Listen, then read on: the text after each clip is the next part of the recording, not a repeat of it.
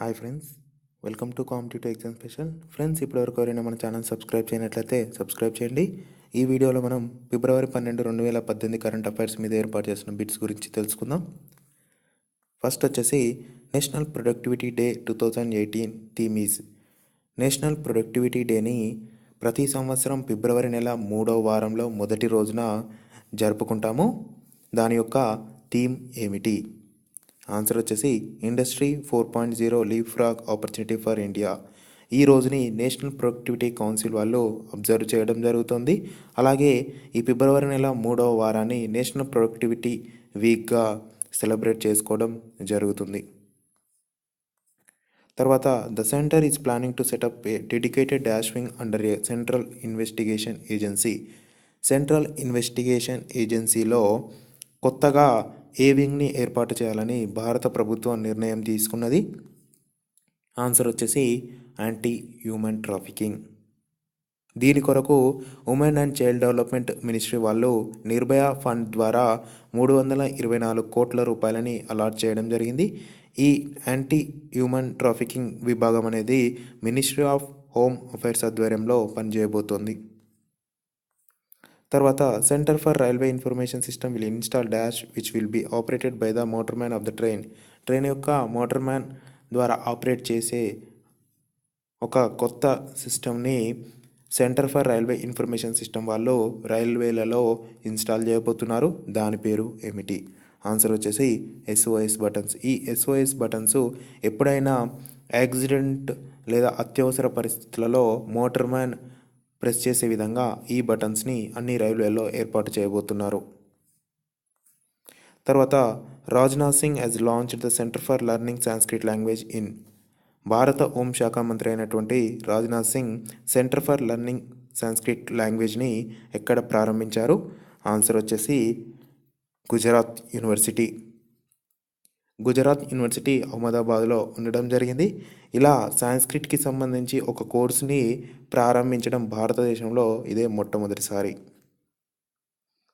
తర్వాత who was released India's first ever highway capacity manual in New Delhi.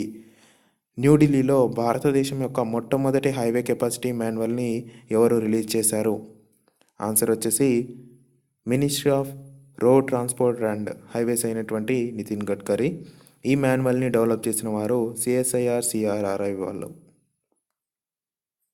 తర్వాత and Palestine have signed dash MOUs worth $40 million. $40 million MOUs. ఇటీవల భారతదేశం పాలస్తీనా ఎన్ని ఒప్పందాలపై సంతకాలు చేయడం జరిగింది? ఆన్సర్ వచ్చేసి 6. అలాగే పాలస్తీనాకి సందర్శించినటువంటి మొట్టమొదటి భారతీయ ప్రధాని నరేంద్ర మోడీ. తర్వాత India and Oman have signed 8 MOUs in different areas. The fields in which the agreements were linked include. India and Oman మధ్య 8 మెమోరాండమ్ ఆఫ్ అండర్స్టాండింగ్ మీద సంతకాలు చేసుకోవడం జరిగాయి. అవి ఏ ఫీల్డ్కి సంబంధించినవి? ఆన్సర్ వచ్చేసి డిఫెన్స్, హెల్త్, టూరిజం.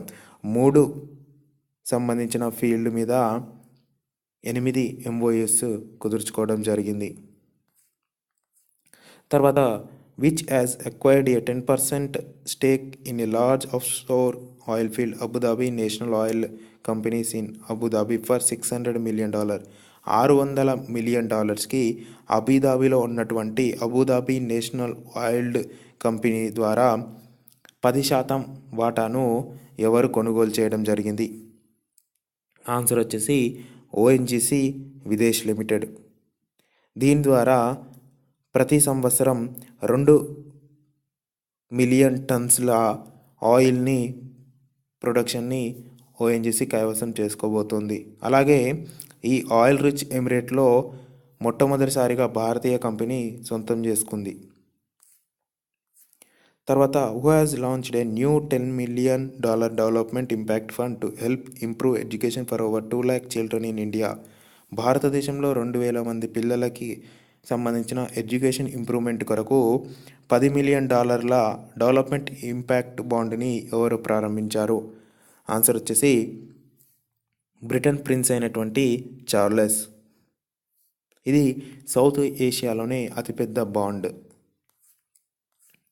తర్వాత dash in collaboration with the global fund has come forward to financially support innovations and technologies design to combat tuberculosis and malaria. TB మరియు మలేరియాకి సంబంధించి కొత్త ఆవిష్కరణలు టెక్నాలజీకి ఫినాన్షియల్ సపోర్ట్ ఇవ్వడం కొరకు గ్లోబల్ ఫండ్ సహకారంతో ఎవరు ఫండ్ని ఏర్పాటు చేయడం జరిగింది? ఆన్సర్ వచ్చేసి ఇండియా హెల్త్ ఫండ్. ఈ ఫండ్ని టాటా ట్రస్ట్ వాళ్ళు ఏర్పాటు చేయడం జరిగింది. తర్వాత recently Telangana government has decided to make Telugu A compulsory language from 2018 to 19 for dash in all schools and different managements. 2018-19 విద్యా సంవత్సరం నుండి ఏఏ స్కూల్స్లలో తప్పనిసరిగా తెలుగుని చేయడం జరిగింది. దీనికి సంబంధించి తెలంగాణ ప్రభుత్వం నిర్ణయం తీసుకుంది. ఆన్సర్ వచ్చేసి 1వ తరగతి నుండి 12వ తరగతి. ఈ డెసిషన్ అనేది ప్రపంచ తెలుగు మహాసభలలో నవంబర్లో జరగడం జరిగాయి. ఆ సభల్లో భాగంగా Potti Sriramulu Telugu university vice chancellor అయినటువంటి ఎస్వి సత్యనారాయణ ఆధ్వర్యంలో కమిటీ వేయడం జరిగింది. ఆ కమిటీ ఇచ్చిన సిఫార్సుల ఆధారంగా ఈ నిర్ణయం తెలంగాణ ప్రభుత్వం తీసుకుంది. తర్వాత dash is the first women chief justice of the high court of Manipur. Manipur high court యొక్క మొట్టమొదటి మహిళా చీఫ్ జస్టిస్గా ఇటీవల బాధ్యతలు ఎవరు స్వీకరించారు? ఆన్సర్ వచ్చేసి జస్టిస్ అభిలాషా కుమారి. అంతకుముందు జస్టిస్ అభిలాషా కుమారి గుజరాత్ హైకోర్టు జడ్జిగా పనిచేయడం జరిగాయి. తర్వాత world's new tallest hotel will be constructed in dash. ప్రపంచంలో అతిపెద్ద హోటల్ని ఎక్కడ కన్స్ట్రక్ట్ చేయబోతున్నారు? ఆన్సర్ వచ్చేసి దుబాయ్. అలాగే దుబాయ్లో అతిపెద్ద బిల్డింగ్ కూడా ఉండడం జరిగింది. దాని యొక్క హైట్ 828 మీటర్లు. ప్రస్తుతం కట్టబోతున్న టాలెస్ట్ హోటల్ యొక్క హైట్ 356 మీటర్లు. తర్వాత India post payment bank expansion programme continues to make brisk progress and nationwide rollout is scheduled beginning. IPPB తమ కార్యకలాపాలను ఎప్పటి నుండి ప్రారంభించబోతోంది? ఆన్సర్ వచ్చేసి ఏప్రిల్ 2018. దీని ద్వారా భారతదేశంలోనే అతిపెద్ద ఫినాన్షియల్ ఇన్క్లూజన్ నెట్వర్క్గా ఐపీపీబీ అవతరించబోతుంది. అలాగే దీని ద్వారా భారతదేశంలో ప్రతి ఇంటికి డిజిటల్ పేమెంట్ సర్వీసెస్ని పోస్ట్మ్యాన్ మరియు గ్రామీణ్ డక్ సేవక్ ద్వారా అందించబోతోంది. తర్వాత according to A report by new world wealth, Mumbai, India's financial capital is the dash richest city in the world. New world wealth report ఆధారంగా భారతదేశ ఫినాన్షియల్ క్యాపిటల్ అయినటువంటి ముంబై ప్రపంచంలో ఎన్నవ రిచెస్ట్ సిటీగా నమోదయ్యింది? ఆన్సర్ వచ్చేసి 12. ఈ రిపోర్ట్ ఆధారంగా మొదటి స్థానంలో న్యూయార్క్ $3 ట్రిలియన్ ఉండడం జరిగాయి. ముంబై $950 మిలియన్ 12వ స్థానంలో ఉండడం జరిగింది. తర్వాత who has been conferred upon the Jnanpith award for our contribution to Hindi literature. Hindi సాహిత్యంలో చేసిన కృషికి గాను జ్ఞాన్పీఠ్ అవార్డుని ఇటీవల ఎవరు అందుకున్నారు? ఆన్సర్ వచ్చేసి కృష్ణ సోప్తి. తర్వాత dash become the first Asian as well as the first Indian to swim across the ocean 7. Ocean 7ని స్విమ్ చేసినటువంటి మొట్టమొదటి ఏషియన్ మరియు మొట్టమొదటి భారతీయుడు ఎవరు? ఆన్సర్ వచ్చేసి రోహన్ మోరే. రోహన్ మోరే పూణేకి చెందినటువంటి వ్యక్తి. ఓషన్ 7ని మొట్టమొదటిసారిగా స్విమ్ చేసిన వ్యక్తి ఐర్లాండ్కి చెందినటువంటి స్టీఫెన్ రెడ్మాండ్. తర్వాత dash is becoming the 5th highest run getter from India in one day international. One day ఇంటర్నేషనల్లో 5వ అత్యధిక పరుగులు చేసినటువంటి భారత క్రికెటర్ ఎవరు? ఆన్సర్ వచ్చేసి విరాట్ కోహ్లీ. అంతకంటే ముందు సచిన్ టెండూల్కర్, గంగూలీ, రాహుల్ ద్రావిడ్, ధోని మొదటి 4 స్థానాల్లో ఉండడం జరిగాయి. 5వ స్థానంలో మొహమ్మద్ అజహరుద్దీన్ యొక్క పరుగులను క్రాస్ చేసి 5వ స్థానానికి భారత క్రికెట్ ప్రస్తుత కెప్టెన్ విరాట్ కోహ్లీ నిలవడం జరిగింది.